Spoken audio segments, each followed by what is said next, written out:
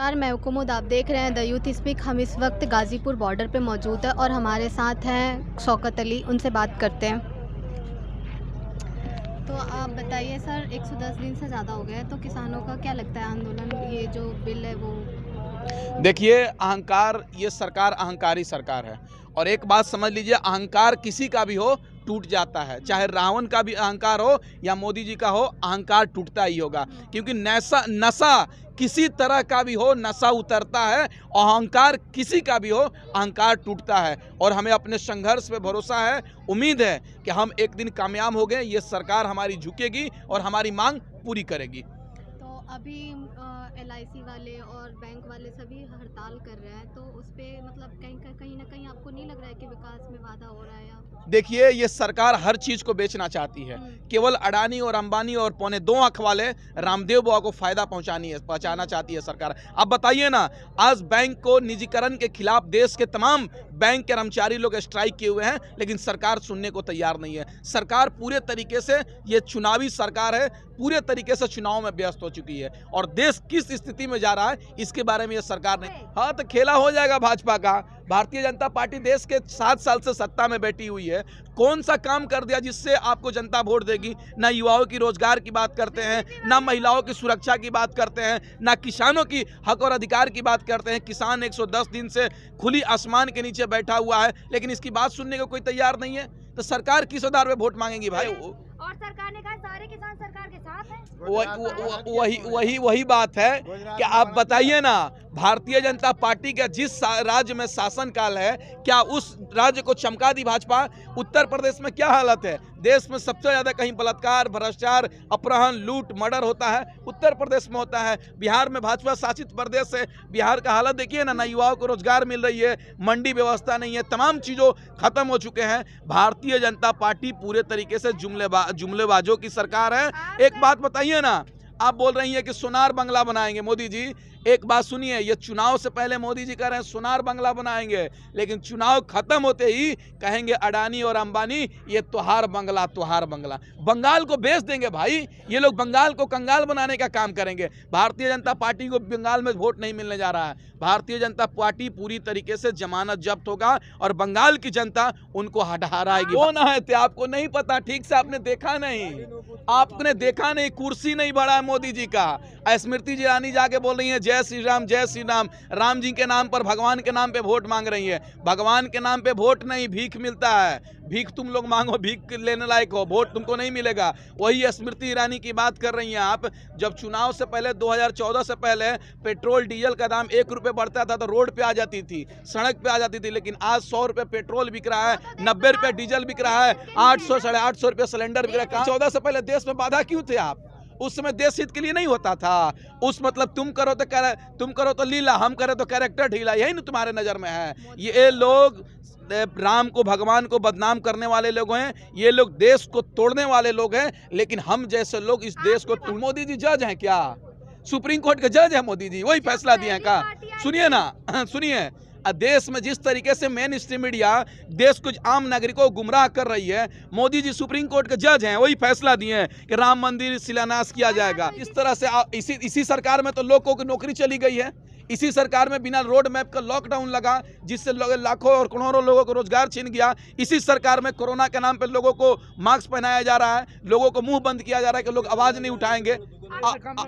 जो बंगाल में चुनाव हो रहा था, बिहार विधानसभा में चुनाव हुआ, माने चुनाव जरूरी है। जहां चुनाव, देखिए कोरोना है ना, अवसरवादी हो चुका है। जहां चुनाव होगा वहां कोरोना खत्म नहीं होगा, और जहां चुनाव खत्म होते ही कोरोना हो जाएगा। जिस तरीके से भारतीय जनता पार्टी का हाल है कि जहां चुनाव होता है वहां हिंदू खतरे में हो जाता है, चुनाव खत्म ही हिंदू बाहर। नहीं पसर पड़ेगा, कुछ नहीं पड़ेगा। हम कोरोना का नहीं मानते हैं, हम नहीं मानते हैं। 4 महीना से बोलिए ना, कौन यहाँ लोग सैनिटाइजर लगा रहा है, कौन मास्क लगा रहा है? हम कोरोना को नहीं मानते हैं। कोरोना सरकार को होगा, उन लोगों का कोरोना होगा जो हराम के खाते हैं, एसी कमरे में बैठते हैं। हम लोग संघर्ष करने वाले लोग हैं, हम लोगों को कोरोना नहीं हो सकता है। और हम लोग लड़ेंगे, आखिरी सांस तक लड़ेंगे। जब तक हमारी मांग पूरी नहीं हो जाती है तब तक हम लड़ेंगे। एक बात बताइए ना, क्यों नहीं लड़ेंगे? एसएससी का जो छात्र है वो कौन है? इस देश का नागरिक है कि नहीं है? वो हमारा भाई है, हमारा बेटा है। उस लड़ाई यहाँ से सबकी लड़ी जाएगी, क्योंकि ये सरकार 110 दिन हो गए खुली आसमान के नीचे हमारी बात सुनने को तैयार नहीं है। तो पहले कानून वापसी बोलते थे, ये सरकार को भी वापसी करने का काम करेंगे हम। बात बताइए ना, तो ये सोचिए आप कि देश का हर नागरिक ये सरकार से परेशान है। इस सरकार में युवाओं की ना ही रोजगार की बात हो रही है, ना ही महिलाओं की सुरक्षा की बात कर रही है, बल्कि जो कंपनियां हैं उसको बेची जा रही है। आप बताइए ना, बैंक को निजीकरण किया जा रहा है, उसके तहत के 2 दिनों से 3 दिनों से बैंक के कर्मचारी स्ट्राइक कर रहे हैं। आज महिलाएं अपने सुरक्षा के लिए लड़ रही हैं, छात्र अपने रोजगार की बात कर रहे हैं कि हमारा प्रधानमंत्री भी प्राइवेट होगा। हम मोदी को प्रधानमंत्री नहीं बनाएंगे, हमारा भी प्रधानमंत्री प्राइवेट होगा, हमारा एमपी भी प्राइवेट होगा, सब संसद भी हमारा प्राइवेट होगा। तुम क्यों नहीं प्राइवेटीकरण करते हो लोकसभा को? मतलब तुमको चाहिए सैलरी 2 लाख, लेकिन काम तुम नहीं करोगे, लेकिन प्राइवेटीकरण के नाम पर सरकारी कंपनियां को बेचोगे। सरकारी किस लिए होता है? सरकारी इसलिए होता है कि सरकार जो तय करेगी उससे ज़्यादा प्राइवेट चीज़ों ना ले। आज बताइए, रेल का किराया पहले प्लेटफॉर्म टिकट 10-5 रुपया हुआ करता था, 5 रुपए, लेकिन आज हम लोग अपनी माँ को बहन को स्टेशन पर छोड़ने के लिए जाएंगे तो 50 रुपए का टिकट खरीदना पड़ा। ये सरकार देखिए कहाँ ले जा रही है। ये गरीबों को खत्म नहीं कर रही है, बल्कि गरीबों को मारना चाहती है इस देश से। ये सरकार को समझिए, ये सरकार रंगा बिला की सरकार है, ये सरकार अडानी और अंबानी की सरकार है, ये सरकार कारोबारियों का है। हर गुजराती गांधी नहीं होता है, हर गुजराती गांधी नहीं होता है। कुछ लोग व्यापारी भी होते हैं जो देश को बेचना चाहते हैं। आपको नहीं पता है, 2014 से पहले देश के प्रधानमंत्री मनमोहन सिंह जी थे। आप बताइए, उन समय देश के आम नागरिक उनसे सवाल करता था कि नहीं करता था? रामलीला मैदान में आंदोलन होता था कि नहीं होता था? लेकिन ये सरकार हिटलर की सरकार है कि हम जब रामलीला मैदान जा रहे थे तो हमको बॉर्डर पर रोक लेती है, जब अपने हक और अधिकार की लड़ाई लड़ते हैं तो हमको खालिस्तानी बोलती है, पाकिस्तानी बोलती है। लेकिन आज हम भी बॉर्डर पर रुके हुए हैं। ये सरकार और देश के लोगों ने तय कर दिया कि सत्ता में बैठे होने वाले लोग देशद्रोही हैं और हम देशभक्त हैं। अब बताइए ना, किसान खेती नहीं करेगा तो आप क्या खाइएगा? किसान खेती करना छोड़ दे तो आपके और हमारे घर में चूल्हा नहीं जलेगा। लोग भूखे मरने का काम कर रहे हैं। देश का रक्षा के लिए किसान अपने बेटा को सीमा पर नहीं भेजे तो देश हमारा गुलाम हो जाएगा। इस बात को समझ लीजिए। नेता का बेटा आर्मी में नहीं जाता, बीएसएफ में नहीं जाता है। इस देश के आम नागरिक, किसान मजदूर का बेटा देश रक्षा करने के लिए शहीद हो जाता है, नेता का बेटा नहीं होता है। नेता का बेटा तो बीसीसीआई के चेयरमैन बनता है। अमित शाह बीसीसीआई का चेयरमैन अपने बेटा को बना देते हैं। अपने बेटा को आईपीएल खेलने के लिए मैच भेज देते हैं, चीयर लीड्स का डांस देखने के लिए भेज देते हैं। लेकिन हमको बोलते हैं कि तुम पकौड़े तलो, तुम पकौड़े तलो। देश में ये चल रहा है। और हाँ, तो अमित शाह जी अपने बेटों को क्यों नहीं बोल रहे हैं?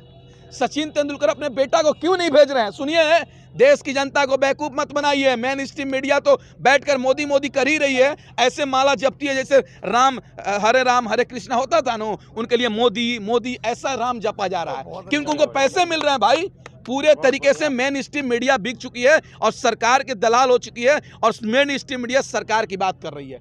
और लेकिन फिर भी एक बात समझ लीजिएगा, अहंकार किसी का भी हो, अहंकार टूटता है। हाँ, हमें उम्मीद है कि किसानों की मांग सरकार ये पूरी करेगी। जब तक हमारी मांग पूरी नहीं हो जाती है तब तक हमारा आंदोलन जारी रहेगा। Thank you. तो आप देख रहे थे, हमारे साथ थे शौकत अली खान, जिन्होंने बताया कि उनका क्या कुछ कहना है इस आंदोलन पे। और आगे किसान आंदोलन से अपडेट जानने के लिए बने रहिए हमारे साथ।